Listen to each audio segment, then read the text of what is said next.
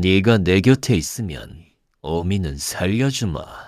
현감이 턱을 잡아 얼굴을 돌리며 내뱉은 말에 개수는 온몸이 얼어붙었습니다.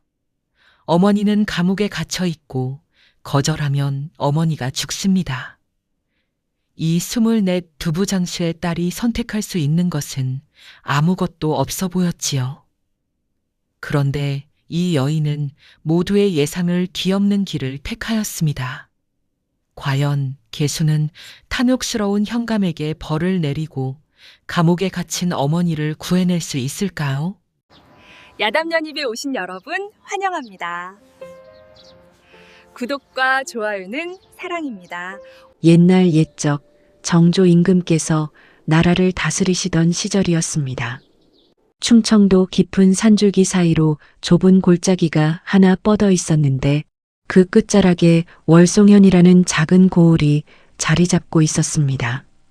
산이 높아 바람이 거세고 들이 좁아 농사가 넉넉지 못한 곳이었지요. 고을 한가운데에는 장터가 하나 있었는데 닷새마다 열리는 그 장이 백성들에게는 유일한 삶의 터전이었습니다. 사람들은 가난했지만 서로 등을 기대어 겨울을 나고 봄을 맞이하며 하루하루를 버텨나갔습니다. 이 고을에 개순이라는 처녀가 살고 있었습니다. 나이 24, 평민의 딸이었지요. 개순은 8살 되던 해에 아버지를 여의었습니다. 한겨울밤 기침이 멎지 않던 아버지는 약한 척 제대로 써보지 못한 채 차가운 방바닥에서 눈을 감았습니다. 어린 개수는 아버지의 식어가는 손을 붙잡고 밤새 울었는데 그날 이후로 개수는 좀처럼 눈물을 보이지 않는 아이가 되었습니다. 그렇게 어머니 불례와 단둘이 살아온 것이 벌써 16해째였습니다. 개수는 얼굴이 곱다기보다는 눈매가 단단한 처녀였습니다. 입을 꾹 다물면 웬만한 산에도 함부로 말을 붙이지 못할 만큼 강단이 서려 있었고 장터에서 셈을 다투면 아무도 개순을 당해내지 못하였습니다. 한 번은 떠돌이 장사꾼이 콩값을 속여 부르다가 개순에게 낱낱이 따져들은 뒤로 다시는 월송현 장터에 얼씬도 못하였다는 이야기가 전해질 정도였지요. 모녀의 하루는 새벽 어둠 속에서 시작되었습니다. 닭이 울기도 전에 일어나 우물에서 물을 길어오고 맷돌에 콩을 갈아 하얀 물줄기를 받아냈습니다. 부엌 한쪽에는 아버지가 남긴 낡은 두부틀이 놓여 있었는데 모서리가 닳고 나무결이 갈라져 금이 가 있었습니다. 쓸만한 것이라고는 그 틀 하나뿐이었으니 이것이 이 집안의 마지막 유산이었습니다. 불레는 그 틀에 손을 얹을 때마다 눈시울이 붉어지곤 하였습니다. 남편이 마지막으로 만져본 것이 바로 이 틀이었기 때문이지요. 어머니, 오늘 두부가 참 잘 잡혔습니다. 만져보세요. 흐물거리지 않고 단단합니다. 개순이 환하게 웃으며 어머니의 손을 끌었습니다. 불레는 딸의 거친 손등을 바라보며 입술을 깨물었습니다.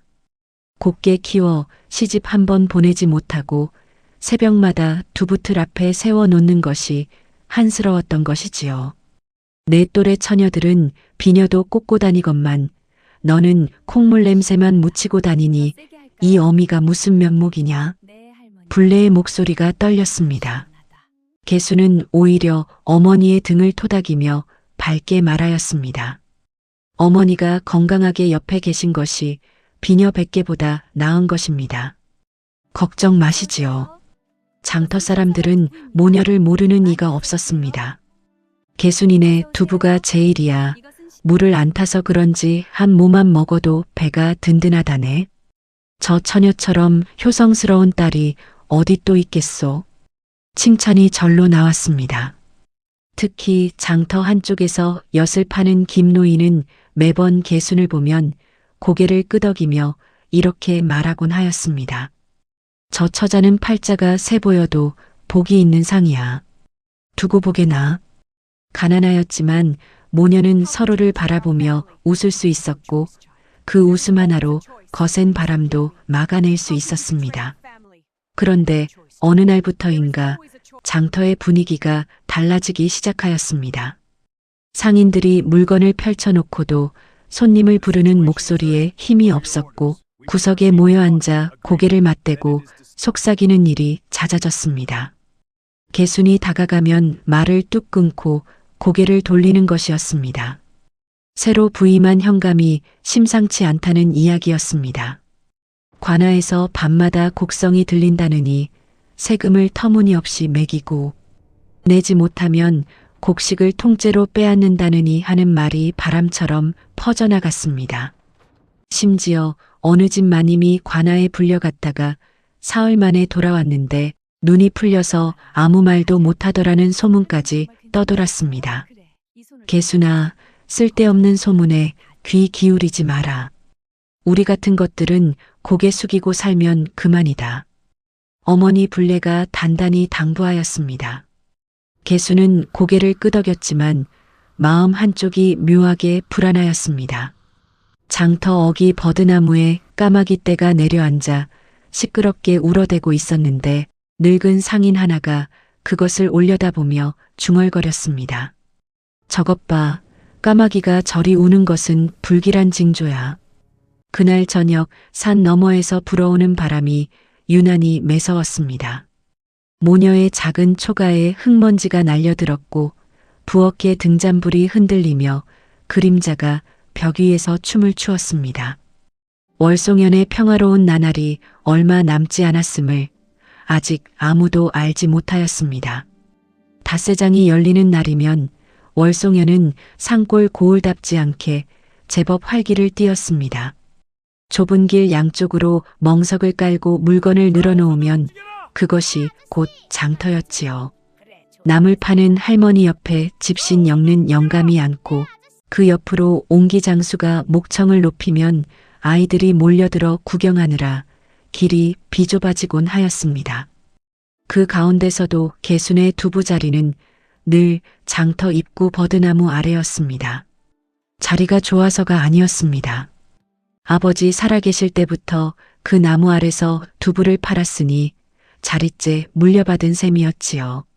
신기한 것은 개순이 두부를 펼쳐놓으면 해가 중천에 오르기도 전에 동이 나버린다는 것이었습니다. 개순이네 두부는 씹으면 콩 냄새가 확 퍼지는 게 다르다니까. 포목점 오서방이 입맛을 다시며 늘 하는 말이었습니다. 비결이 있었습니다. 개순은 콩을 고를 때 벌레 먹은 것은 물론이고 빛깔이 조금이라도 고르지 않은 것까지 하나하나 골라냈습니다. 물도 아무 물이나 쓰지 않았습니다. 새벽에 직접 뒷산 바위 틈에서 솟는 샘물을 길어왔는데 왕복 반 시즌이 걸리는 길이었습니다. 아무리 추운 겨울에도 아무리 비가 쏟아지는 날에도 개수는 그 샘물을 걸은 적이 없었습니다. 아버지가 그러셨습니다. 두부는 물이 반이라고요. 개수는 누가 비결을 물으면 늘 이렇게 대답하였습니다. 어머니 불례는 장터에서 개순 옆에 앉아 손님을 맞았는데 유독 인심이 후하였습니다. 한 모를 사면 반모를 더 얹어주고 돈이 모자란 손님에게는 그냥 건네주기도 하였습니다. 어머니, 그러시면 남는 것이 없습니다. 개순이 눈을 동그랗게 뜨며 걱정하였습니다. 남는 것이 없으면 어떠냐? 저 사람도 배고프기는 마찬가지 아니겠느냐? 불례가 대수롭지 않게 웃었습니다. 마을 아이들은 그런 불례를 잘 알고 있었습니다. 장날이면 서너 명씩 몰려와 두부 앞에 쭈그려 앉아 침을 삼키고 있으면 불례가 어김없이 작게 잘라 하나씩 쥐어주었습니다. 아이들은 손바닥 위에 두부를 보물처럼 두 손으로 감싸쥐고 까르르 웃으며 달아나곤 하였지요. 불례 아주머니는 장사를 하는 건지 보시를 하는 건지 모르겠다니까. 엿장수 김노인이 혀를 차면서도 입가에는 미소가 번졌습니다. 장터 상인들에게 모녀는 그런 존재였습니다. 큰 돈벌이는 못 되어도 그 자리에 있으면 마음이 따뜻해지는 사람들이었지요. 그러나 그 무렵부터 장터에 웃음만 있지는 않았습니다. 장이 파하고 나면 상인들이 둘씩, 셋씩 모여 목소리를 낮추는 일이 잦아졌습니다. 자네 들었나? 동쪽 마을 박서방네가 세금을 내지 못해 소를 빼앗겼다는 이야기. 포목점 오서방이 고개를 좌우로 살피며 말하였습니다. 소만이 아니지. 서쪽 골짜기 최영감은 곡식석 섬을 통째로 관아에 바쳤다는데 그래도 모자란다고 밭을 내놓으라 했다더군. 집신장수 한 노인이 한숨을 내쉬었습니다. 이야기는 갈수록 무서워졌습니다.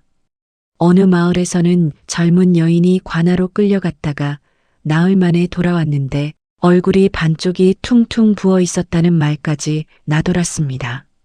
사람들은 그 여인의 이름은 차마 입에 올리지 못하고 고개만 절레절레 흔들었습니다. 그 현감이라는 자가 보통 인물이 아니라더군. 한양에서 내려온 양반인데 벼슬을 돈으로 샀다는 소문도 있어. 김노인이 목소리를 한층 더 낮추었습니다. 개수는 두부를 정리하다가 그 이야기 끝자락을 들었습니다. 가슴이 철렁하였지만 애써 고개를 돌렸습니다. 우리 같은 사람은 장사나 잘하면 된다. 괜히 관가 일에 코를 들이밀면 좋을 것이 없다. 어머니가 늘 하시던 말씀이 귓전에 맴돌았던 것이지요.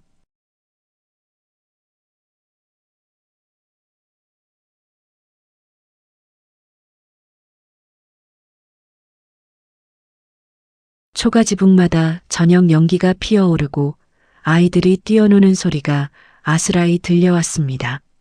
평화로운 풍경이었습니다. 그러나 개수는 알 수 없는 불안에 가슴이 서늘해지는 것을 느꼈습니다. 그 평화가 산산이 부서지기까지 이제 며칠 남지 않았습니다. 그날은 유난히 하늘이 낮았습니다.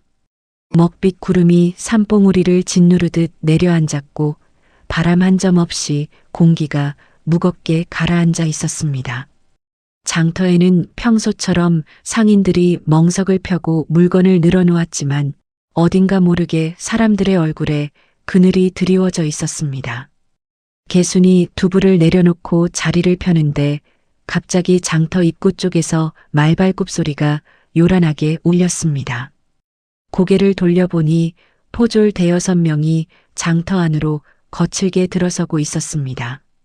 앞장선 포졸이 허리춤의 환도를 찰랑거리며 소리쳤습니다. 현감 나으리의 명의시다. 오늘부터 장터 세금 단속을 시행한다. 모든 상인은 물건을 내려놓고 움직이지 마라. 장터가 순식간에 얼어붙었습니다. 나물 파는 할머니가 광주리를 끌어안았고 포목점 오서방은 얼굴이 하얗게 질려 뒷걸음질을 쳤습니다. 포졸들은 상인들 사이를 누비며 물건을 뒤지고 보따리를 풀어 헤치기 시작하였습니다.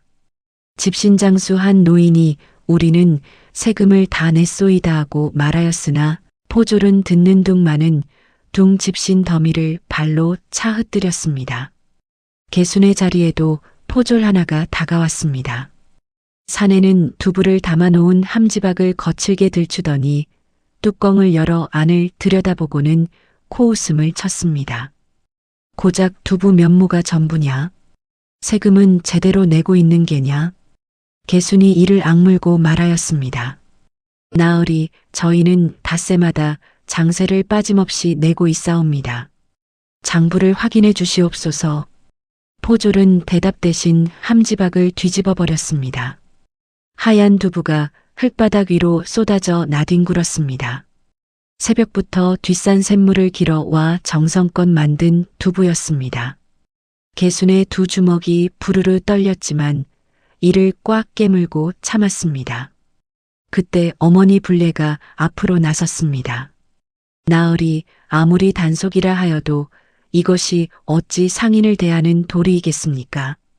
두부는 저희 모녀의 유일한 밥줄이옵니다. 불례의 목소리는 떨렸지만 눈만은 똑바로 포졸을 올려다보고 있었습니다. 포졸이 인상을 구기더니 불례의 어깨를 거칠게 밀쳤습니다. 불례가 비틀거리며 멍석 위에 나동그라졌고 장터 사람들이 숨을 삼켰습니다. 개순이 달려가 어머니를 부축하려는데 장터 저쪽에서 갑자기 사람들이 양옆으로 갈라지며 길이 열렸습니다. 현감 조만기가 직접 장터의 모습을 드러낸 것이었습니다. 조만기는 40대 초반의 사내였습니다. 체구는 작았으나 눈이 가늘고 입꼬리가 축 처져 있어 얼굴 전체가 남을 깔보는 듯한 인상을 풍겼습니다.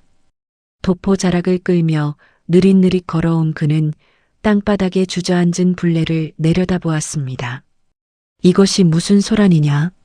조만기가 나직이 물었습니다. 목소리는 조용하였으나 그 안에 서린 차가움은 한겨울 바람보다 매서웠습니다. 포졸이 허리를 굽히며 보고하였습니다. 이 여인이 단속에 불만을 품고 대들었사옵니다. 조만기의 시선이 불레에게서 개순에게로 다시 불레에게로 천천히 옮겨갔습니다. 그리고는 느닷없이 입을 열었습니다. 내가 성박 남쪽 밭을 가진 불레라는 여인이냐? 불레의 얼굴에 당혹스러운 빛이 스쳤습니다.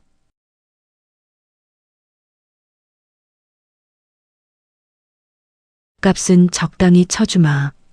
불레의 눈이 휘둥그레졌습니다. 그 밭은 남편이 살아있을 때 뼈가 빠지도록 일궈놓은 땅이었습니다. 크지는 않았으나 콩을 심고 나무를 캐어 두부 미천을 마련하는 모녀에게는 목숨줄이나 다름없는 땅이었습니다. 나으리 그 밭은 죽은 남편이 남긴 유일한 것이옵니다. 저희 모녀가 살아갈 길이 그 밭뿐이오니 아무쪼록 살펴주시옵소서. 불레가 이마가 흙에 닿도록 엎드려 간청하였습니다. 조만기의 입꼬리가 실룩거렸습니다.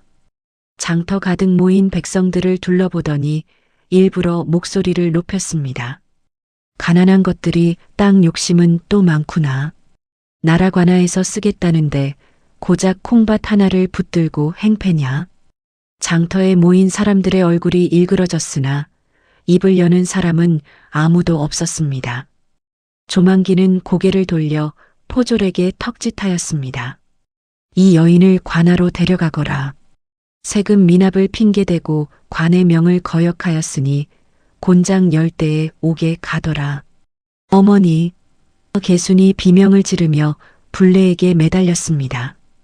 포졸 둘이 불레의 양팔을 잡아 끌었고 개순은 어머니의 치맛자락을 움켜쥔 채 끌려갔습니다.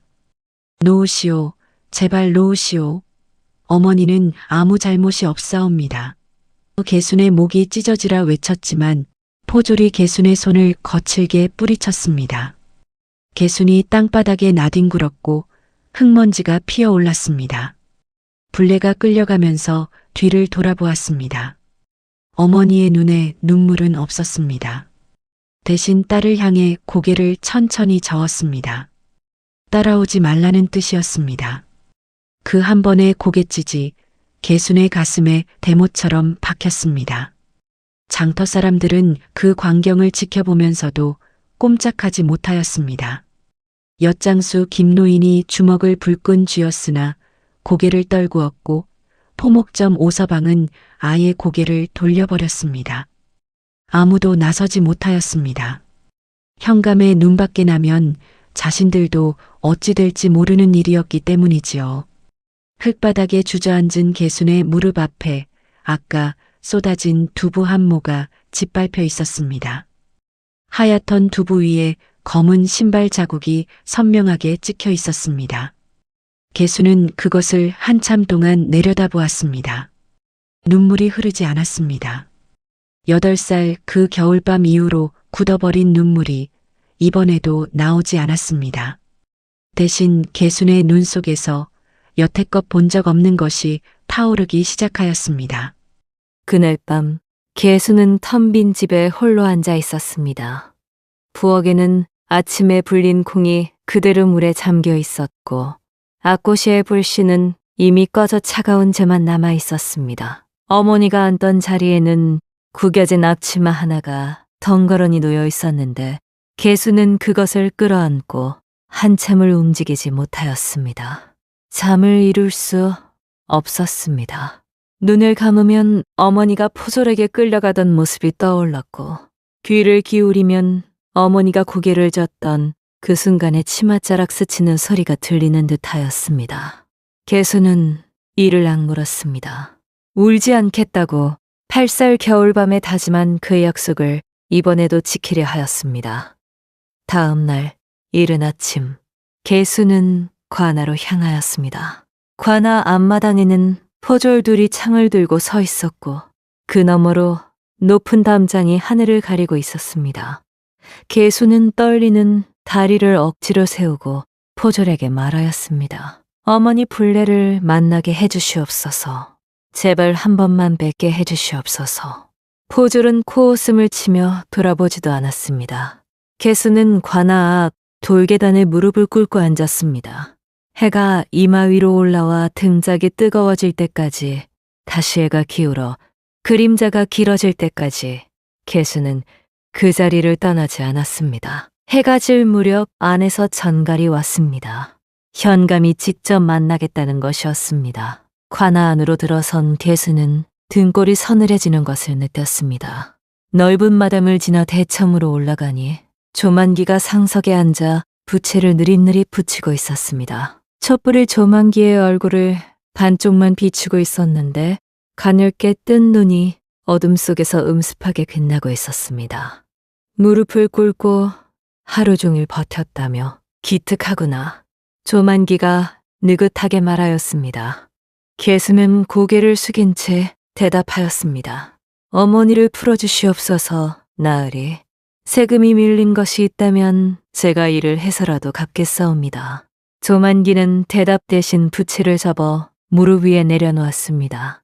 그리고 천천히 일어나 개순 앞으로 걸어갔습니다. 개순은 고개를 숙이고 있었지만 조만기의 시선이 자신의 얼굴을, 목을, 어깨를 천천히 훑고 내려가는 것을 온몸으로 느낄 수 있었습니다. 살가 위로 소름이 돋았습니다. 고개를 들어라. 개순이 고개를 들자 조만기가 손을 뻗어 개순의 턱을 잡았습니다. 거친 손가락 끝이 차가웠습니다. 조만기는 개순의 얼굴을 이리저리 돌려보더니 입꼬리를 올렸습니다. 두부장수의 딸치고는 얼굴이 반듯하구나. 개순은 온몸이 굳어버렸습니다. 부리치고 싶었지만 어머니가 저 어딘가 차가운 옷바닥 위에 갇혀있다는 생각에 손발을 묶었습니다. 조만기가 한 발 물러서며 부채를 다시 펼쳤습니다. 내 어미를 살리는 방법이 하나 있다. 부채 끝으로 개순을 가리키며 말을 이었습니다. 내가 내 곁에 있으면 된다. 관아에서 내 시중을 들어라. 그러면 어미는 놓아주마. 그 순간 개순의 핏줄이 얼어붙는 듯 하였습니다. 조만기의 말이 무엇을 뜻하는지 모를 만큼 어리석지 않았습니다. 분노가 뱃속에서 끓어올랐고 치마를 쥔 두 주먹이 하얗게 변하였습니다. 당장이라도 조만기의 낯짝에 침을 뱉고 싶었습니다. 그러나 개수는 참았습니다. 여기서 소리를 지르면, 이를 갈면 어머니에게 화가 돌아갈 것이었습니다. 개수는 벌겋게 달아오른 얼굴을 숙이고 떨리는 목소리로 말하였습니다. 시간을 주시옵소서. 하루만 생각할 시간을 주시옵소서. 조만기는 입가에 여유로운 웃음을 띠며 손을 내저었습니다. 좋다. 하루를 줄 테니 생각해 보아라. 다만 기억하여라. 네 어미가 버틸 수 있는 시간이 많지 않다는 것을. 관아를 나선 개순의 다리가 풀렸습니다. 관아 담장 밖 어둠 속에서 두 무릎이 꺾여 주저앉았고 그제야 가슴 속에 눌러 두었던 것이 한꺼번에 쏟아져 나왔습니다. 소리 없이 이를 악문 채 눈물이 볼 위로 줄줄 흘러내렸습니다. 8살 그해 이후 처음 흘리는 눈물이었습니다. 얼마나 지났을까? 개수는 비틀거리며 일어나 지구로 향하였습니다. 산길은 어두웠고 달빛조차 구름에 가려앉지 앞을 분간하기 어려웠습니다. 나뭇가지에 치마가 걸리고 돌부리에 발이 채어도 개수는 멈추지 않았습니다. 머릿속에는 오직 하나의 생각뿐이었습니다. 어머니를 반드시 구해야 한다.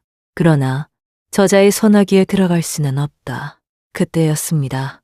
산길 모퉁이에서 인기척이 났습니다. 개순이 흠칫 멈추어 서자 어둠 속에서 한 사내가 모습을 드러냈습니다.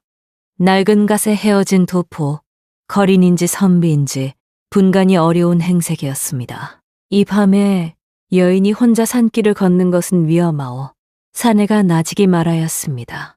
개순이 경계의 눈빛을 보내자 사내가 두 손을 들어 보이며 한 발 물러섰습니다. 해칠 생각은 없소이다. 나는 장문식이라 하오. 여기저기 떠돌며 글을 읽는 한량일 뿐이요. 보통 때라면 개수는 낯선 사내에게 말을 섞지 않았을 것입니다.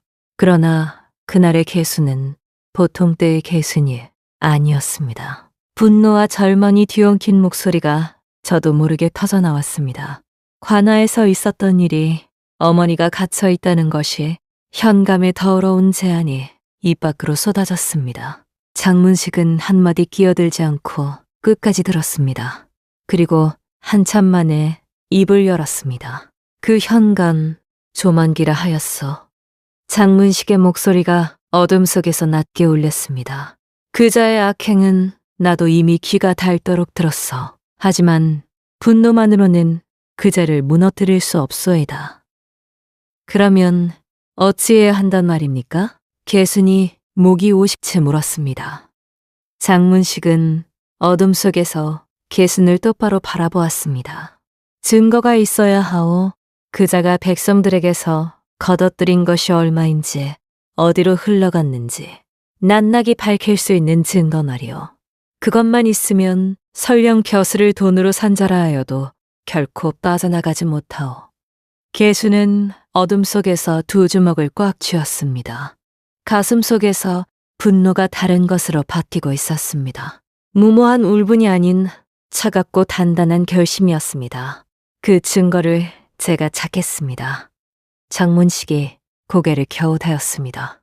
관아 안을 뒤져야 할 텐데 그것이 얼마나 위험한 일인지 알고 하는 말이오. 개수는 대답 대신 고개를 들어 구름 사이로 잠깐 모습을 드러낸다를 올려다보았습니다. 창백한 달빛이 개순에 젖은 눈 위에 내려앉았습니다. 저는 이미 잃을 것이 없는 사람입니다. 그 목소리는 떨리지 않았습니다. 그날 이후 개수는 사람이 달라졌습니다. 낮에는 장터에서 여느 때처럼 두부를 팔았지만 해가 지면 몰래 관아 주변을 맴돌았습니다. 어머니를 구하겠다는 일념 하나가 두려움을 눌러버린 것이지요. 첫째 날 밤 개수는 관아 담장 밖 느티나무 뒤에 밈을 숨기고 포졸들의 움직임을 살폈습니다. 순찰은 일점하였습니다. 포졸 둘이 앞문을 지키고 한 명이 단시진마다 담장을 따라 한 바퀴 돌았습니다. 그런데 뒷담 쪽은 사정이 달랐습니다. 담장 아래로 자풀이 무성하게 자라 있었고 포졸이 그쪽까지 돌아오는 일이 드물었습니다. 둘째 일밤 개수는 뒷담 쪽으로 다가갔습니다. 담장이 높았지만 돌이 군데군데 빠져나가 발을 디딜 틈이 있었습니다. 어릴 때 뒷산 바위를 타며 놀던 기억이 손발에 남아 있었던 것이지요. 개수는 담장 위에 올라 안쪽을 내려다보았습니다. 넓은 뒷뜰 한쪽에 낡은 창고가 하나 보였습니다. 기와가 군데군데 깨져 있었고 문에는 녹슨 자물쇠가 달려 있었습니다. 셋째 날 밤 개수는 마침내 담장을 넘었습니다. 맨발이었습니다. 집신을 신으면 사각거리는 소리가 날까봐 벗어서 치마끈에 묶어두고 온 것이었습니다. 차가운 흙바닥이 발바닥을 에었지만 개수는 이를 악물고 창고 쪽으로 다가갔습니다. 심장이 목구멍까지 치솟아 귀 속에서 독소리처럼 울렸습니다. 자물쇠는 낡아서 힘을 주니 빗장째 들려 나왔습니다. 문을 열자 퀴퀴한 곰팡이 냄새가 코를 찔렀습니다. 달빛이 깨진 기와 틈으로 가늘게 스며들어 창고 안을 희미하게 비추고 있었습니다. 개수는 그 안에서 눈을 의심하였습니다. 곡식자루가 산처럼 쌓여 있었습니다. 쌀, 보리, 콩, 조, 종류도 가지각색이었습니다. 자루마다 먹으로 쓴 글씨가 적혀 있었는데 마을 이름과 이름이 빼곡하였습니다. 동쪽 마을 박서방, 서쪽 골짜기 최영감, 남쪽 나루터 이과부, 개순이 장터에서 얼굴을 익힌 사람들의 이름이었습니다. 세금이라는 명목으로 빼앗은 것이 여기 고스란히 쌓여 있었던 것이지요. 그뿐이 아니었습니다. 창고 안쪽 구석에 나무 괴짝 3개가 놓여 있었는데 뚜껑을 열자 은전이 가득 차 있었습니다. 달빛에 비친 은전이 번쩍 빛나는 것을 보는 순간 개수는 다리에 힘이 풀리는 것을 느꼈습니다. 고을 백성들이 피땀 흘려 바친 것이 나라의 곳간이 아닌 현감의 사사로운 창고에 감춰져 있다니 분노가 치밀었지만 동시에 깨달음이 찾아왔습니다. 이것이 바로 장문식이 말한 비리의 증거였습니다. 하지만 곡식자루와 은전만으로는 부족하였습니다. 현감이 발빼나면 그만이었습니다. 관아의 세금 장부와 이 창고의 물량이 맞지 않는다는 것을 밝힐 수 있는 기록고 수입과 지출을 낱낱이 적어놓은 장부가 있어야 하였습니다. 개수는 창고 안을 샅샅이 뒤졌습니다. 자루 뒤를 들추고 궤장 밑을 살피고 벽에 붙은 선반 위를 손으로 더듬었습니다. 그러나 장부는 보이지 않았습니다. 이곳이 아니라면 관아 안 어딘가에 따로 보관하고 있을 터였습니다. 그때였습니다. 창고 밖에서 발자국 소리가 들렸습니다. 개순의 숨이 멎는 듯 하였습니다. 사각사각 마른 풀을 밟는 소리가 점점 가까워졌습니다. 누군가 이쪽으로 걸어오고 있었습니다. 개순은 재빨리 곡식자루 뒤로 몸을 숨겼습니다. 자루 틈새로 창고 문을 살피니 문 앞에 등불 하나가 흔들리며 다가오고 있었습니다. 관아 하인이었습니다. 사내는 등불을 들어 창고 안을 한번 훑어보더니 자물쇠가 빠져있는 것을 발견하고 고개를 갸웃거렸습니다. 심장이 터질 것 같았습니다. 개수는 손으로 입을 막고 숨을 죽였습니다. 곡식자루 사이에 좁은 틈에 몸을 웅크린 채 옴짝달싹하지 않았습니다. 등에 식은 담이 흘러치마 허리까지 적셨습니다. 하인이 한 발 안으로 들어섰습니다. 등불을 높이 들어 이쪽 저쪽을 비추었습니다. 불빛이 개순의 발끝 바로 앞까지 다가왔습니다. 숨을 쉴 수가 없었습니다. 가슴이 찢어지듯 아팠지만 개순은 이를 꽉 깨물고 버텼습니다. 그때 관아 쪽에서 고함이 들렸습니다. 야, 거기서 뭘 하느냐. 빨리 와서 나으리 방에 숯 좀 넣어라. 다른 하인이 부르는 소리였습니다. 창고 앞에 하인은 혀를 차며 자물쇠를 대충 걸어 잠그고 돌아갔습니다. 등불이 멀어지고 어둠이 다시 내려앉았을 때 개수는 그제야 숨을 몰아쉬었습니다. 온몸이 사시나무처럼 떨렸습니다. 한참을 가슴을 누르고 앉아있다가 겨우 몸을 일으켜 창고 뒷벽 틈으로 빠져나왔습니다. 담장을 넘고 풀밭을 기어서 관아 밖으로 벗어나는 데까지 반시진이 더 걸렸습니다. 산길을 달려 약속한 장소에 다다르니 장문식의 바위에 기대어 앉아 기다리고 있었습니다. 개순의 모습을 본 장문식이 벌떡 일어났습니다. 흙투성이에 맨발인 개순이 헐떡이며 말하였습니다. 창고에 곡식과 은전이 가득 쌓여 있었습니다. 백성들의 이름이 자루마다 적혀 있었습니다. 장문식의 눈이 번쩍 빛났습니다. 장부는 찾았어? 개순이 고개를 저었습니다. 창고에는 없었습니다. 그러나 반드시 어딘가에 있을 것입니다. 저만큼 그거 모은 자가 기록을 남기지 않았을 리가 없습니다. 장문식이 고개를 끄덕이며 턱을 쓸었습니다. 맞소. 그 정도 규모라면 조만기 혼자 셈을 외워서 관리할 수 있는 얀이 아니오. 어딘가에 비밀 장부가 반드시 있을 것이오. 개수는 주먹을 쥐었습니다. 그 장부를 찾아야 합니다. 그래야 어머니를 구할 수 있습니다.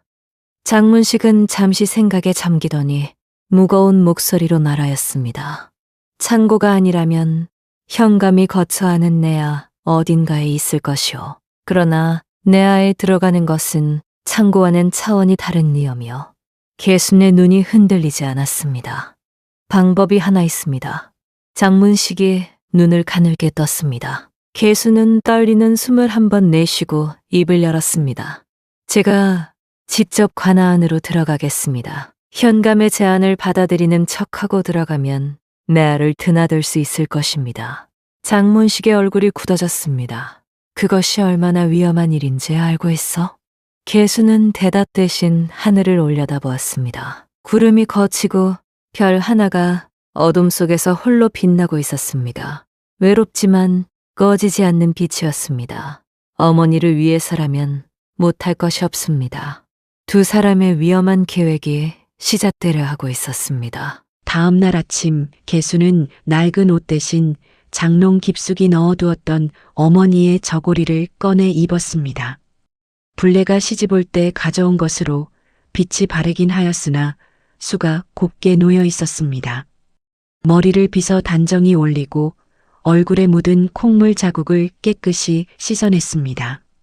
거울 앞에 선 개수는 자신이 낯설었습니다. 장터의 두부장수가 아닌 다른 사람이 되어야 하였습니다. 관아에 도착한 개순이 포졸에게 현감을 찾아왔다고 전하자 이번에는 놀랍도록 빠르게 안으로 안내되었습니다. 대청에 올라서니 조만기가 이미 기다리고 있었습니다. 개순을 본 조만기의 눈이 번쩍 빛나더니 입꼬리가 귀 밑까지 올라갔습니다. 마음을 고쳐먹었구나. 역시 똑똑한 처자야. 조만기가 부채를 탁 접으며 만족스러운 목소리로 말하였습니다. 개수는 고개를 깊이 숙이며 대답하였습니다. 밤새 생각해보니 어미를 살릴 방도가 이것뿐이었사옵니다. 부디 거두어 주시옵소서. 속이 부글부글 끓었지만 개수는 목소리 끝 하나 흔들리지 않았습니다. 장문식이 밤새 일러준 것이 있었습니다. 연기를 할 때는 눈을 보지 말고 바닥을 볼 것, 분노를 드러내지 말고 수줍은 척할 것, 무엇보다 서두르지 말 것. 개수는 그 당부를 가슴에 새기고 또 새겼습니다. 조만기는 크게 흡족해하며 당장 관아 안작은 방 하나를 내어주었습니다. 빨래와 청소를 맡긴다는 명목이었지만 진짜 속내가 무엇인지는 관아 하인들도 다 아는 눈치였습니다. 하인들은 개순을 슬금슬금 훑어보았고 수군거리는 소리가 등 뒤에서 따라다녔습니다. 개순은 모른 척하였습니다. 수치스러웠지만 이를 꽉 깨무는 것 외에는 방법이 없었습니다. 낮에는 시키는 일을 묵묵히 하였습니다. 마루를 닦고 빨래를 널고 부엌에서 밥상을 날랐습니다. 조만기가 부를 때면 고개를 숙이고 가서 차를 따르고 물러났습니다. 조만기는 아직 서두르지 않았습니다. 새장에 가둔 새를 천천히 즐기려는 듯 개순을 시험하듯 곁에 두고 지켜보기만 하였습니다. 그 느긋한 잔인함이 오히려 개순에게는 시간을 벌어주었습니다. 밤이 되면 진짜 일이 시작되었습니다.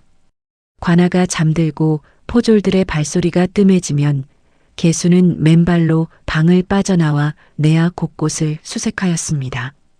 첫째 밤에는 부엌옆 광을 뒤졌으나 곡식과 그릇뿐이었습니다. 둘째 밤에는 아전들이 쓰는 문서고에 숨어들었으나 일반 세금 장부만 있었습니다. 셋째 밤에는 조만기의 침소 바로 옆 작은 방까지 갔으나 안에서 코 고는 소리가 들려 발길을 돌려야 하였습니다. 나흘째 밤 개수는 마침내 이상한 것을 발견하였습니다. 조만기의 침소 뒤편 담장과 건물 사이 좁은 틈에 반쯤 흙에 묻힌 문짝이 있었던 것입니다. 이끼가 잔뜩 끼어 언뜻 보면 벽처럼 보였지만 손으로 만져보니 분명 나무문이었습니다. 개수는 손톱이 깨지도록 흙을 파내고 문을 열었습니다. 안쪽은 사람 하나 겨우 들어갈 만한 좁은 방이었습니다. 벽에 선반이 하나 있었고 그 위에 유지로 싼 두꺼운 책자가 놓여 있었습니다. 개순이 떨리는 손으로 유지를 벗기고 첫 장을 펼치는 순간 숨이 멎는 듯 하였습니다. 먹글씨가 빼곡하게 적혀 있었습니다. 날짜, 마을 이름, 거둬들인 곡식의 양, 은전의 액수, 그리고 그 가운데 관아 장부에 올린 양과 실제로 빼돌린 양이 두 줄로 나란히 적혀 있었습니다. 관아 장부에는 쌀 10섬을 거두었다 적어놓고 실제로는 20섬을 걷어 나머지 10섬을 빼돌린 기록이 한 장 한 장 낱낱이 펼쳐져 있었습니다. 조만기가 부임한 이후에 모든 착취가 그자의 손글씨로 적혀 있었던 것이었습니다. 개순의 손이 떨렸습니다. 이것이었습니다. 장문식이 말한 증거가 바로 이것이었습니다. 장부는 너무 두꺼워 통째로 가지고 나갈 수 없었습니다. 개순은 가장 핵심이 되는 장을 골라 조심스럽게 뜯어냈습니다. 최근 석 달치 기록이 담긴 8장이었습니다. 접어서 치마 속 깊이 감추고 나머지 장부는 원래 자리에 돌려놓은 뒤 문을 닫고 흙을 다시 덮었습니다. 심장이 터질 듯 뛰었지만 아직 끝이 아니었습니다. 방으로 돌아가야 하였습니다. 개순이 좁은 틈을 빠져나와 몸을 일으키는데 등 뒤에서 목소리가 들렸습니다. 거기 누구냐? 온몸에 피가 얼어붙었습니다. 돌아보니 등불을 든 하인이 서너 걸음 밖에 서 있었습니다. 어둠 속에서 하인의 눈이 의심으로 가득 차 개순을 노려보고 있었습니다. 개순의 머리가 빠르게 돌아갔습니다. 치마 속의 장부가 들키면 모든 것이 끝이었습니다. 개순은 있는 힘을 다해 당황한 기색을 숨기고 얼굴을 붉히며 고개를 숙였습니다. 뒷간을 찾다가 길을 잃었사옵니다. 관아가 넓어 방향을 모르겠습니다. 목소리를 최대한 수줍게, 최대한 어리숙하게 만들었습니다. 하인이 등불을 높이 들어 개순의 얼굴을 비추었습니다. 한참을 쏘아보더니 혀를 찼습니다. 뒷간은 저쪽이요. 밤에 함부로 돌아다니지 마시오. 나으리 잠을 깨우기라도 하면 큰일이요. 개순은 연신 고개를 조아리며 물러났습니다. 방으로 돌아와 문을 닫는 순간 다리가 풀려 주저앉았습니다. 온몸이 땀으로 젖어 있었고 심장이 갈비뼈를 부수듯 뛰고 있었습니다. 이틀 뒤 개순은 빨래를 핑계로 관아 밖으로 나갔습니다. 개울가 바위 밑에 장문식이 기다리고 있었습니다. 개순이 치마 속에서 접어둔 장부를 꺼내자 장문식이 한 장 한 장 펼쳐보며 눈이 점점 커졌습니다. 이것이면 됩니다. 장문식의 목소리가 낮게 떨렸습니다. 이것이면 조만기를 끝장낼 수 있소. 개순은 아무 말 없이 개울물에 손을 담갔습니다. 차가운 물이 떨리는 손가락 사이로 흘러갔습니다. 끝이 보이기 시작하였습니다. 그러나 아직 끝난 것이 아니라는 것을 개순은 알고 있었습니다. 관아 안에서의 연기는 계속되어야 하였고 조만기의 의심을 사지 않는 것이 무엇보다 중요하였습니다. 개울 위로 바람이 불어 수면이 일렁였습니다. 그 물결 속에 비친 개순의 얼굴은 며칠 전과는 전혀 다른 얼굴이었습니다. 장부를 넘긴 뒤로 이틀이 지났습니다.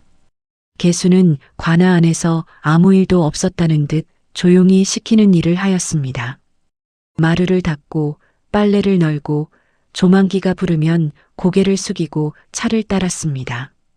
겉으로는 순한 여인이었지만 속으로는 하루하루를 세고 있었습니다. 장문식이 증거를 가지고 움직이려면 시간이 필요하다 하였으니 그때까지 버텨야 하였습니다. 그런데 위험은 생각지도 못한 곳에서 찾아왔습니다. 마을 이장 곽치수라는 자가 있었습니다. 50이 넘은 사내였는데 현감이 부임한 뒤로 앞장서서 세금을 걷어 바치며 관아의 앞잡이 노릇을 하던 자였습니다. 백성들 사이에서는 곽치수를 현감에게라 불렀지만 면전에서 그리 말할 수 있는 사람은 아무도 없었습니다. 곽치수는 개순이 관아에 드나드는 것을 처음부터 눈여겨보고 있었습니다. 처음에는 현감이 젊은 여인을 곁에 들인 것이려니 하고 넘겼지만 머지않아 수상한 점을 발견하였습니다. 개순이 밤마다 방에서 나와 관아 안을 돌아다닌다는 것을 야간 순찰 중에 어렴풋이 눈치챈 것이었습니다. 그날 아침 곽치수는 관아로 조만기를 찾아갔습니다. 대청에서 아침 식사를 하고 있던 조만기 앞에 엎드려 입을 열었습니다. 나으리, 드릴 말씀이 있사옵니다. 그 두부 장수의 딸 말이옵니다. 조만기가 젓가락을 멈추었습니다. 개순이가 왜? 곽치수는 목소리를 한층 낮추었습니다. 소인이 보기에 그 처자가 범상치 않사옵니다. 밤마다 방을 나서 관아 이곳저곳을 기웃거린다 하옵니다. 하인 중에도 본자가 있사옵니다. 조만기의 가늘게 뜬 눈이 더욱 좁아졌습니다. 젓가락을 상 위에 탁 내려놓는 소리가 대청에 날카롭게 울렸습니다. 뒷간을 찾다 길을 잃었다고 하지 않았더냐? 조만기가 중얼거리듯 말하였습니다. 며칠 전 하인에게 보고받았던 일이 떠오른 것이었습니다. 그때는 대수롭지 않게 넘겼는데 곽치수의 말을 듣고 보니 가시가 걸리듯 마음에 걸렸습니다. 더 있사옵니다, 나으리. 곽치수가 몸을 더 낮추었습니다. 그 처자가 그저께 빨래를 핑계로 관아 밖을 나갔는데 개울가에서 낯선 사내와 만나는 것을 소인이 멀찍이서 보았사옵니다. 조만기의 얼굴이 순식간에 불그락푸르락 변하였습니다. 상을 내리치듯 손바닥을 탁 쳤습니다. 뭐라? 사내를 만났다고? 곽치수가 땅에 이마를 박으며 말하였습니다. 틀림없사옵니다. 갓을 쓴 선비 행색의 사내였는데 개순이가 무언가를 건네는 듯 하였사옵니다. 조만기는 벌떡 일어났습니다. 얼굴에 떠있던 여유로운 웃음은 온데간데였고 짐승처럼 사나운 눈빛이 번뜩였습니다. 자존심에 상처를 입은 것인지 무언가 빼돌린 것을 짐작한 것인지 아마 둘 다였을 것입니다. 당장 그년을 잡아오너라. 포졸 넷이 곧바로 움직였습니다. 그러나 개수는 이미 관아에 없었습니다. 아침 일찍 채소를 사오겠다며 장터로 나간 뒤였습니다. 조만기는 이를 갈며 포졸들에게 명하였습니다. 장터고 집이고 뒤져서 끌고 와라. 그리고 그년의 어미를 옥에서 끌어내 마당에 무릎 꿇려라. 딸이 나타날 때까지 굶겨라. 장터에서 보따리를 들고 돌아오던 개순이 마을 어귀에서 이상한 낌새를 느꼈습니다. 길에 사람이 없었습니다. 늘 아이들이 뛰어놀던 고사치 텅 비어 있었고 집집마다 문이 굳게 닫혀 있었습니다. 심장이 쿵 내려앉았습니다. 그때 골목 사이에서 포목점 오서방이 허겁지겁 뛰어나왔습니다. 얼굴이 하얗게 질려 있었습니다. 개순아, 도망쳐라. 포졸들이 내 집에 들이닥쳤다.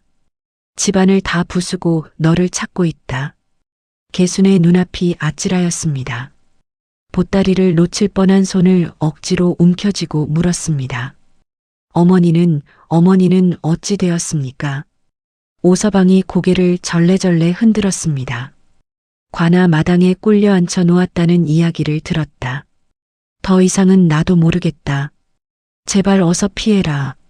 개수는 몸을 돌려 뒷산으로 뛰었습니다.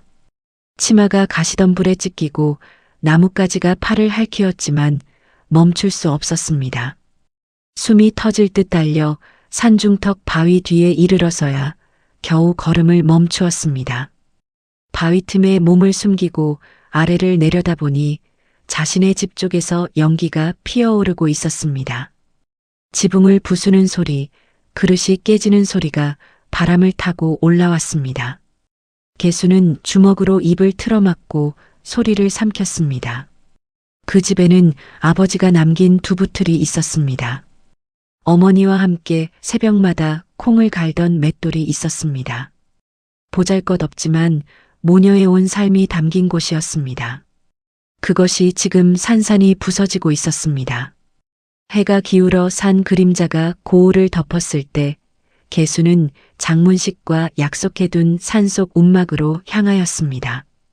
장문식은 이미 와 있었는데 평소와 달리 얼굴이 어두웠습니다. 모두 알고 있소. 장문식이 먼저 입을 열었습니다. 이장 곽치수가 밀고 한 것이요. 개수는 힘없이 주저앉으며 물었습니다. 어머니가 관아 마당에 끌려 나왔다 들었습니다. 제가 나타나지 않으면 어머니를 어찌할 것입니까? 장문식이 무거운 침묵 끝에 대답하였습니다. 조만기는 내 어머니를 미끼로 쓸 것이요. 그대를 불러내기 위한 것이요. 개수는 두 손으로 얼굴을 감쌌습니다. 어머니의 쇠약해진 몸이 눈앞에 아른거렸습니다. 옥에 갇혀서도 딸 걱정만 하였을 어머니가 지금 차가운 마당에 무릎 꿇려져 있을 것을 생각하니 가슴이 찢어지는 듯 하였습니다. 제가 나가겠습니다. 제가 나가면 어머니만은 살려주지 않겠습니까? 장문식이 개순의 어깨를 붙잡았습니다. 지금 나가면 둘 다 죽소. 장부는 이미 내 손에 있고 일이 움직이고 있소. 조금만 더 버텨주시오. 조금이 얼마입니까? 개순의 목소리가 갈라졌습니다. 장문식은 대답하지 못하였습니다. 그 밤 산속 움막에 바람이 거세게 몰아쳤습니다. 나뭇가지가 부러지는 소리가 귀를 때렸고 빗방울이 지붕 틈새로 스며들었습니다. 개수는 젖은 치마를 끌어안고 어둠 속에서 눈을 감지 못하였습니다. 어머니의 얼굴이 자꾸만 떠올랐습니다. 장터에서 아이들에게 두부를 나눠주며 웃던 얼굴, 새벽에 콩을 갈며 흥얼거리던 목소리, 그리고 포졸에게 끌려가며 고개를 젓던 그 마지막 눈빛까지. 개수는 이를 악물었습니다. 여기서 무너지면 모든 것이 끝이었습니다. 어머니가 고개를 저은 것은 따라오지 말라는 뜻이 아니라 포기하지 말라는 뜻이었을 것입니다. 빗줄기 사이로 먼 산 위에 번개가 한 줄기 내리꽂혔습니다. 찰나의 빛이 어둠을 갈랐고 개순의 눈 속에서도 무언가 번쩍 빛나는 듯 하였습니다. 아직 끝나지 않았습니다. 비가 그친 것은 다음 날 새벽이었습니다. 구름이 걷히고 차가운 달빛이 산속 움막 안으로 스며들었을 때 개수는 이미 결심을 굳히고 있었습니다. 어머니를 만나야 하였습니다. 한 번만이라도 얼굴을 보아야 하였습니다. 그래야 버틸 수 있었습니다. 장문식은 말렸습니다. 지금 관아에 들어가는 것은 스스로 포승줄을 자청하는 것이요. 그러나 개순의 눈빛을 보고는 더 이상 말을 잇지 못하였습니다. 그 눈에는 만류로는 꺾을 수 없는 것이 담겨 있었습니다. 감옥 뒤편 담장 아래에 배수구가 하나 있소. 장문식이 한참 만에 입을 열었습니다. 빗물이 빠지는 구멍인데 몸이 작은 사람이라면 겨우 빠져들 수 있을 것이요. 다만 자정 무렵 포졸들이 교대하는 틈을 노려야 하오. 반시진이요. 그 안에 들어갔다 나와야 하오. 개수는 고개를 끄덕였습니다. 그날 밤 개수는 관아 뒷산을 타고 내려왔습니다. 비가 온 뒤라 흙이 질퍽거렸고 돌에 이끼가 껴서 미끄러웠습니다. 2번이나 넘어져 무릎이 까졌지만 이를 악물고 기어 내려갔습니다. 감옥 뒤편에 이르자 장문식이 말한 배수구가 보였습니다. 어른 머리통만 한 구멍이었는데 돌을 치우니 겨우 어깨가 들어갈 만큼 벌어졌습니다. 개수는 온몸을 납작하게 눌러 그 좁은 틈으로 밀어 넣었습니다. 돌 모서리가 등과 팔을 긁어 살같이 벗겨졌지만 신음 하나 내지 않았습니다. 감옥 안은 칠흑 같은 어둠이었습니다. 퀴퀴한 곰팡이 냄새와 축축한 흙 냄새가 뒤섞여 숨이 막힐 지경이었습니다. 개수는 벽을 더듬으며 한 칸 한 칸 앞으로 나아갔습니다. 손끝에 차가운 나무 격자가 닿았고 그 안쪽에서 가느다란 숨소리가 들렸습니다. 어머니. 개순이 목이 메어 부르자 어둠 속에서 무언가 바스락 움직이는 소리가 났습니다. 개순아. 불레의 목소리였습니다. 그러나 보름 전 장터에서 들었던 그 목소리가 아니었습니다. 바람에 꺾인 갈대처럼 가늘고 기운이라고는 한 올도 남지 않은 목소리였습니다. 개순이 격자 틈으로 손을 밀어 넣었습니다. 어둠 속에서 어머니의 손이 더듬더듬 다가와 개순의 손가락을 잡았습니다. 그 손이 뼈만 남아 앙상하였고 얼음장처럼 차가웠습니다. 개순은 어머니의 손을 두 손으로 감싸쥐며 입술을 깨물었습니다. 어머니, 제가 왔습니다. 제가 여기 있습니다. 불레가 격자 가까이 다가왔습니다. 달빛이 높은 창 틈으로 가늘게 비쳐 들어와 어머니의 얼굴이 희미하게 드러났습니다. 개수는 차마 눈을 떼지 못하였습니다.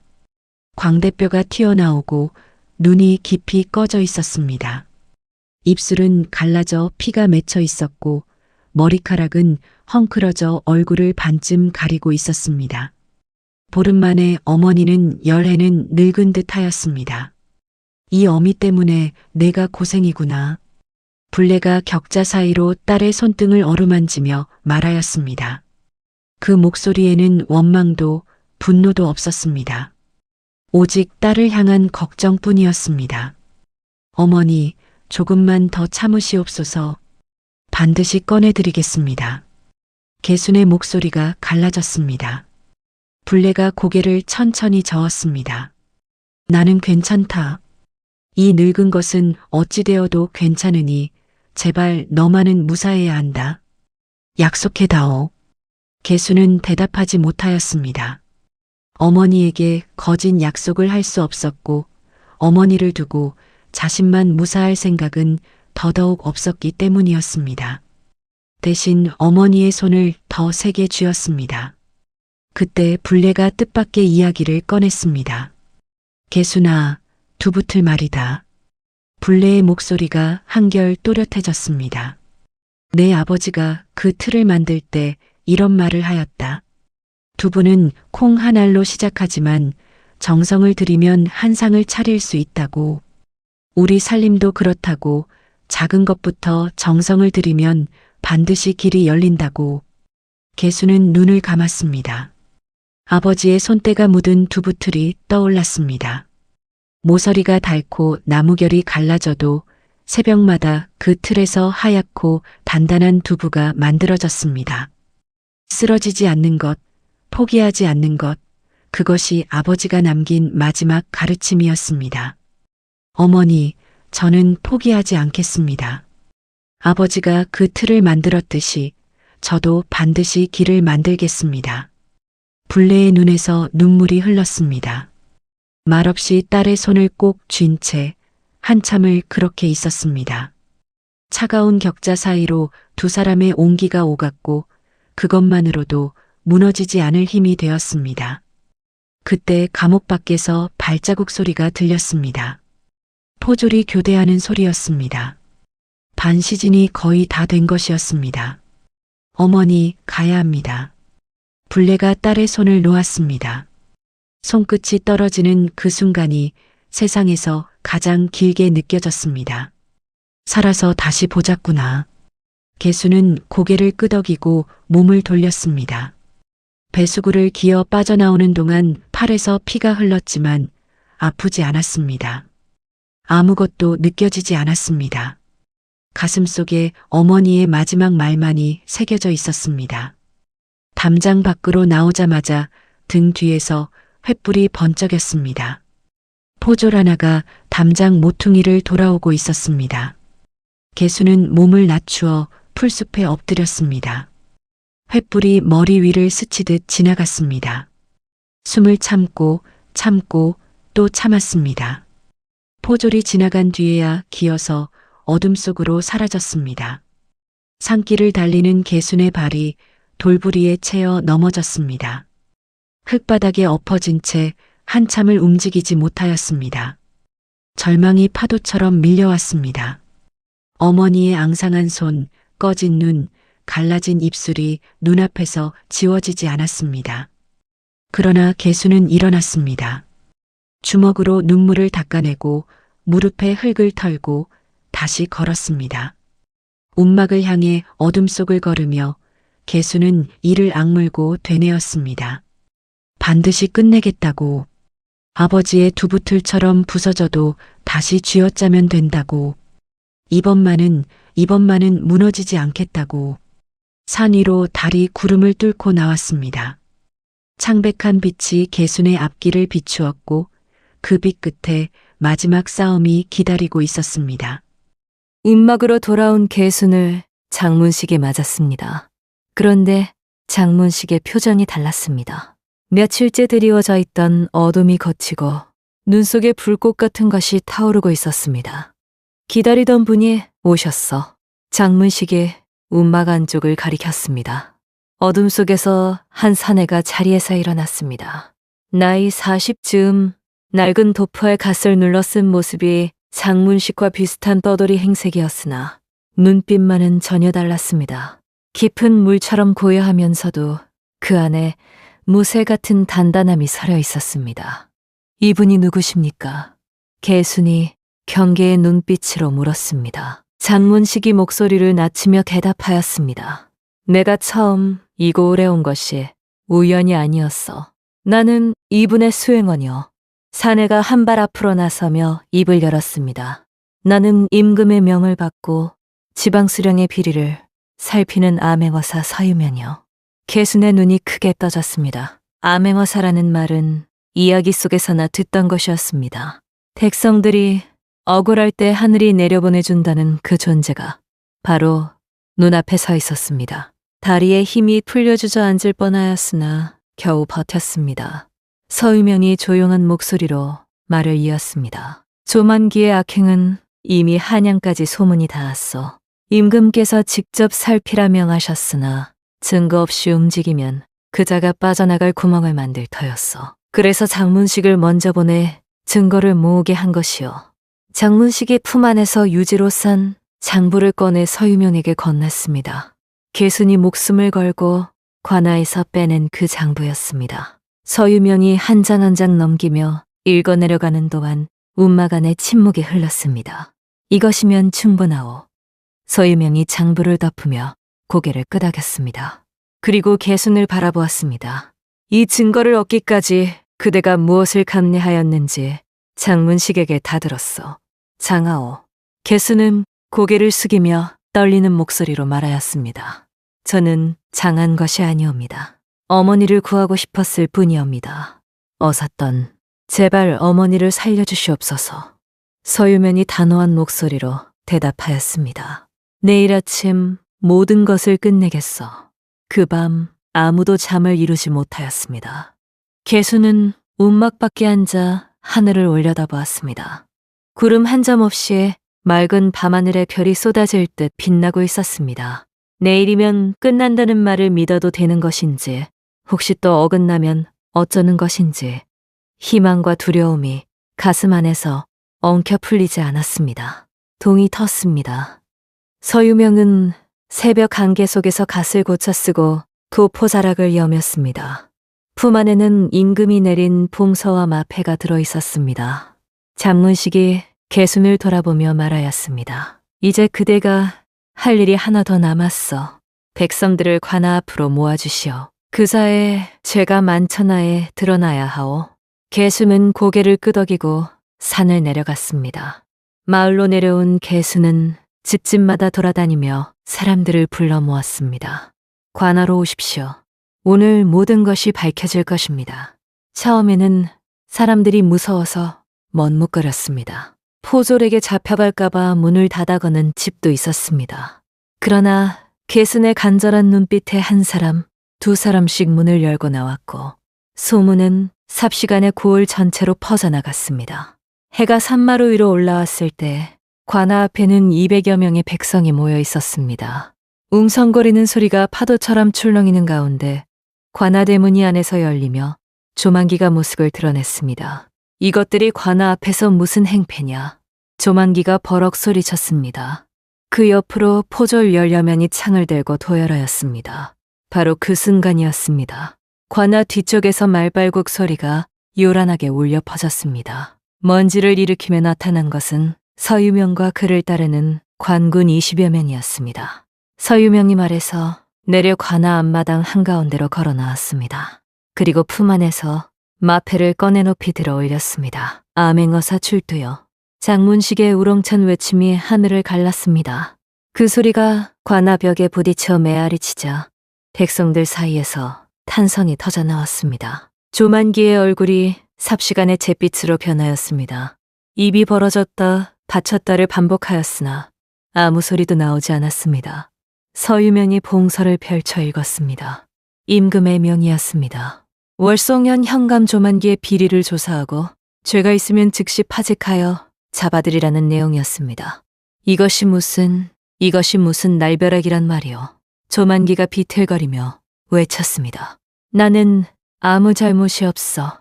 누군가 모함한 것이오. 서유명이 손짓하자 관군들이 일사불란하게 움직였습니다. 절반은 관아 뒤편 창고로 달려갔고 나머지는 포졸들의 무기를 거두어들였습니다. 얼마 지나지 않아 관군이 창고에서 곡식자루와 은전 괴짝을 끌어내기 시작하였습니다. 자루마다 적힌 마을 이름과 백성들의 이름이 햇빛 아래 낙낙이 드러났습니다. 백성들 사이에서 분노의 외침이 터져나왔습니다. 저것이 우리 쌀이다. 내 소를 판 돈이 저기 있단 말이냐. 사람들의 얼굴이 붉게 달아올랐고 주먹을 불끈 전 채 앞으로 밀려나왔습니다. 서유명이 장부를 높이 들어 펼쳤습니다. 개순이 목숨을 걸고 빼낸 바로 그 장부였습니다. 이 장부에는 조만기가 부임 이후 백성들에게서 거두어들인 곡식과 은전의 기록이 낭낭히 적혀 있어이다. 관아에 올린 세금은 절반이요. 나머지 절반은 사사로이 빼돌린 것이 조만기 본인의 필체로 기록되어 있어. 조만기의 다리가 꺾이듯 풀렸습니다. 땅바닥에 주저앉으며 허공을 더듬는 손이 벌벌 떨렸습니다. 그 장부를 어디서 어떻게? 말끝이 흐려지더니 고개가 떨구어졌습니다. 변명할 것이 있으면 해보시오. 서유명의 목소리가 차갑게 내려꽂혔습니다. 조만기가 벌떡 고개를 들었습니다. 핏발선 눈으로 사방을 둘러보다가 군중 속에 서 있는 개순과 눈이 마주쳤습니다. 순간 조만기의 얼굴이 일그러졌습니다. 내년이 한짓이구나. 개순은 물러서지 않았습니다. 똑바로 조만기를 바라보며 한마디도 하지 않았습니다. 말이 필요 없었습니다. 그 눈빛 하나로 충분하였습니다. 서유명이 관군에게 명하였습니다. 월송현 현감 조만기를 파직하고 포승줄로 묶어라. 관군 둘이 앞으로 나서 조만기의 양팔을 잡았습니다. 포승줄이 조만기의 두 손을 칭칭 감아 묶었습니다. 닷새 전만 해도 이 고을의 하늘이었던 자가 이제 흙바닥에 무릎 꿇린 죄인이 되었습니다. 이럴 수는 없어. 나는 양반이오.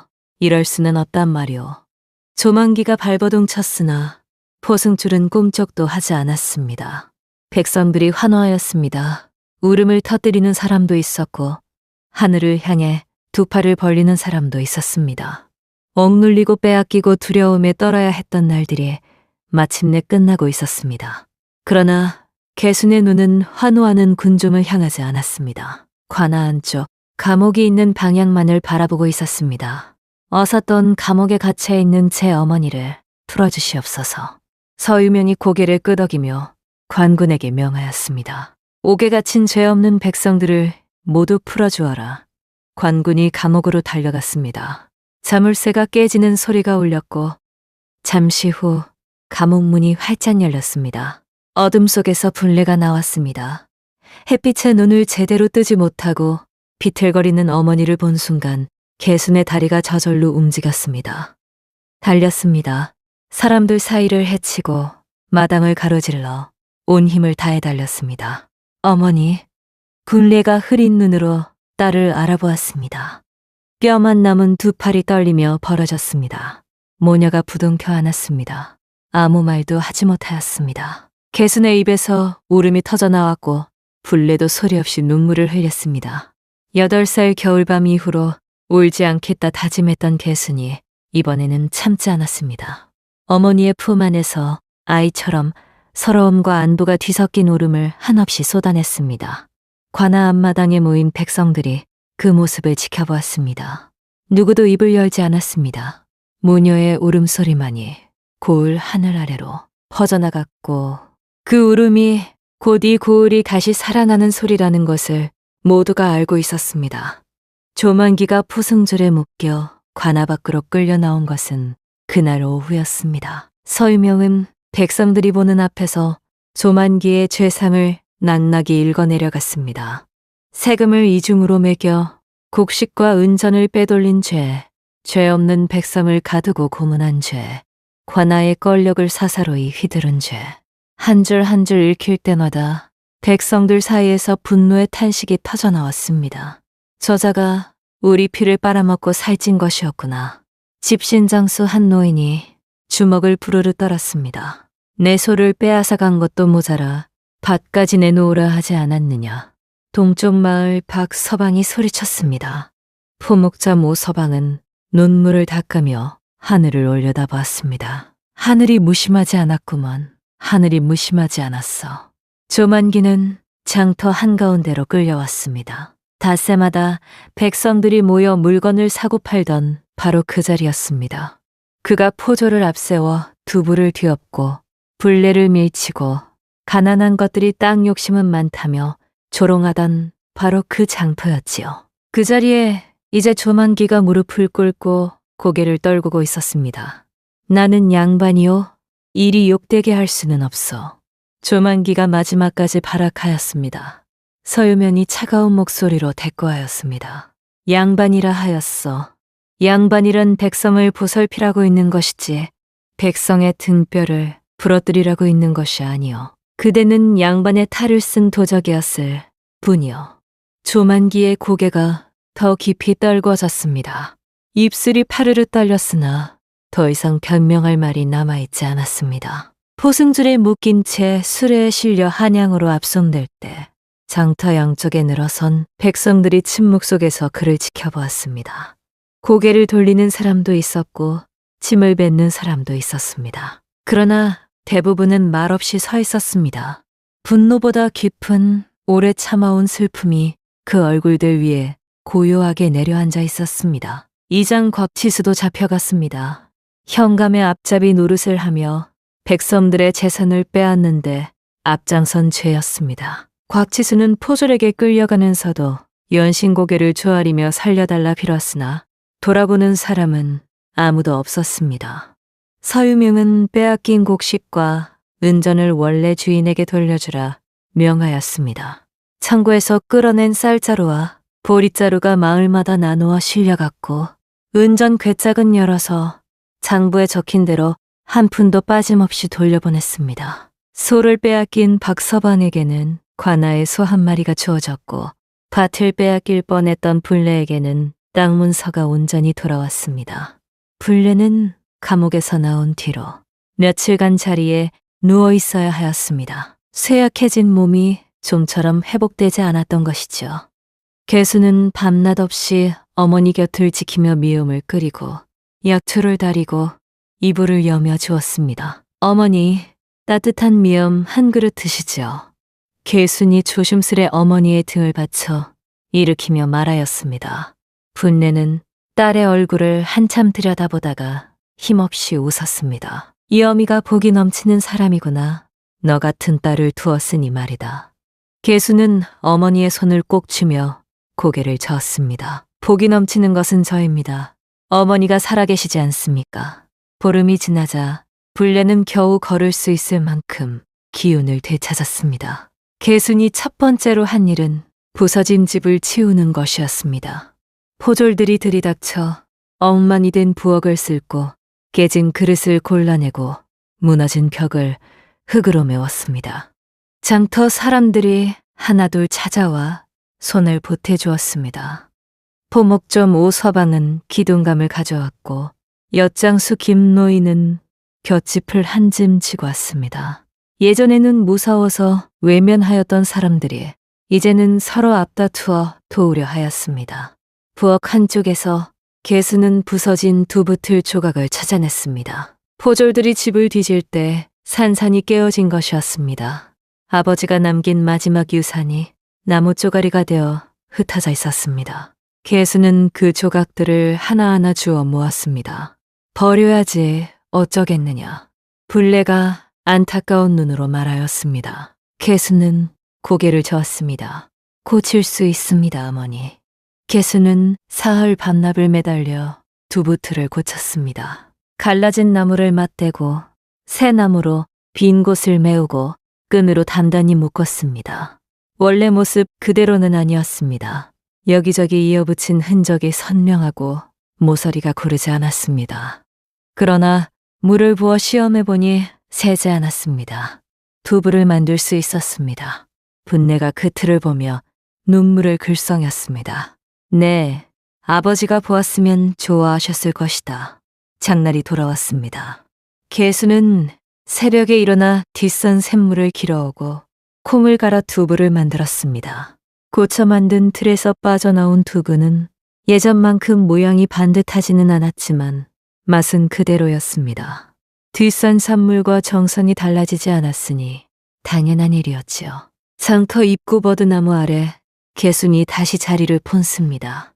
분내가 그 옆에 나란히 앉았습니다. 아직 얼굴이 여유였지만 눈에는 다시 빛이 돌아와 있었습니다. 개순이네, 두부가 다시 나왔구먼. 오, 서반이 환하게 웃으며 제일 먼저 달려왔습니다. 분내 아주머니 건강해지셔서 다행입니다. 김노인이 엿 한 봉지를 내밀며 인사하였습니다. 마을 아이들이 몰려와 두부 앞에 쭈그려 앉았습니다. 분내가 예전처럼 작게 잘라 하나씩 쥐어주자 아이들이 까르르 웃으며 달아났습니다. 개수는 그 모습을 보며 웃었습니다. 오랜만에 가슴 깊은 곳에서부터 올라오는 진짜 웃음이었습니다. 장터에는 다시 웃음이 돌아왔습니다. 상인들이 목청껏 손님을 부르는 소리, 아이들이 뛰어다니는 소리, 흥정을 하며 실랑이 하는 소리가 골짜기를 메웠습니다. 그 소리가 예전과 같으면서도 달랐습니다. 더 이상 구석에서 목소리를 낮추고 속삭이는 사람이 없었고 관아 쪽을 힐끔거리며 두려워하는 눈빛도 사라져 있었습니다. 그 뒤로 월송연 사람들은 개순의 이야기를 오래오래 전하였습니다. 가난한 두부장수의 딸이 어머니를 구하기 위해 목숨을 걸고 탐관오리에 맞선 이야기를. 그 이야기를 들은 사람들은 하나같이 이렇게 말하였습니다. 권력이 아무리 높은 담장을 쌓아도 백성의 눈물을 영원히 가둘 수는 없는 법이라고. 하늘은 반드시 보고 있으며 정의는 때가 되면 반드시 오는 것이라고. 그리고 세상에서 가장 강한 힘은 칼도 권력도 재물도 아닌 사람과 사람 사이의 진심이라고. 꺼진 두부틀은 다시 쓸 수 있었습니다. 무너진 장터에는 다시 웃음이 돌아왔습니다.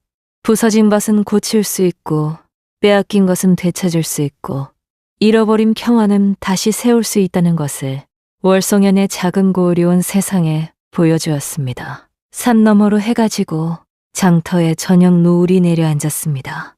모녀는 나란히 보따리를 이고 집으로 돌아갔습니다. 좁은 산길 위로 두 사람의 그림자가 길게 뻗어 있었고 그 그림자 끝에는 연기 피어오르는 작은 초가가 기다리고 있었습니다.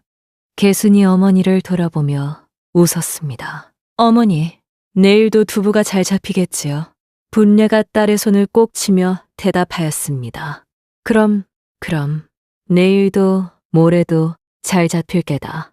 두 사람의 웃음소리가 산골짜기를 타고 멀리 퍼져나갔습니다. 명심보감에 이르기를 적선지가 필요여경이라 하였습니다. 선을 쌓은 집안에는 반드시 남은 경사가 있다는 뜻이지요. 개순의 어머니 분례는 가진 것이 많지 않았습니다. 그런데도 돈이 모자란 손님에게 두부를 그냥 건네주었고 배고픈 아이들에게 한 조각이라도 더 떼어주었습니다. 누가 칭찬해주지 않아도 누가 갚아주지 않아도 그것이 당연하다 여기며 살았지요. 저는 이 장면을 쓰면서 문득 이런 생각이 들었습니다. 세상에서 가장 강한 사람은 주먹이 센 사람이 아니라 아무도 보지 않는 곳에서도 선한 마음을 잃지 않는 사람이 아닐까 하고 말입니다. 우리도 살면서 이런 적이 있지 않습니까? 착하게 살아봤자 뭐하나, 정직하게 살면 손해만 보는 세상 아닌가 하는 생각이 드는 날이 있지요. 저도 그런 날이 있었습니다. 그런데 이 이야기를 곱씹어 보면 답이 보입니다. 불례의 작은 선행들이 딸에게 용기가 되었고 이웃이 끝까지 등을 돌리지 않는 힘이 되었습니다. 당장은 아무 일도 일어나지 않는 것처럼 보여도 선한 마음은 어딘가에 반드시 쌓이고 있었던 것이지요. 그리고 한 가지 더, 저는 깨어진 두부틀을 다시 고치는 장면이 오래 마음에 남았습니다. 생각해보면 우리 인생도 그렇지 않습니까? 부서진다고 끝이 아닙니다. 이어 붙이고 다시 깎고 또 고치면 됩니다. 모양이 예전 같지 않아도 괜찮습니다. 쓸 수 있으면 되는 것이지요. 포기하지 않는 사람은 결국 다시 일어섭니다. 세상이 아무리 매섭게 굴어도 진심을 담아 살아가는 사람을 끝까지 꺾지는 못하는 법이니까요. 오늘 이 이야기가 여러분의 하루에 작은 위로가 되었으면 좋겠습니다. 힘든 날이 있더라도 부디 포기하지 마시길 바랍니다. 다음 영상을 빠르게 만나보시려면 좋아요와 구독을 눌러주세요. 그럼 더 재미있는 영상으로 찾아뵙겠습니다. 모두 행복한 하루 보내세요.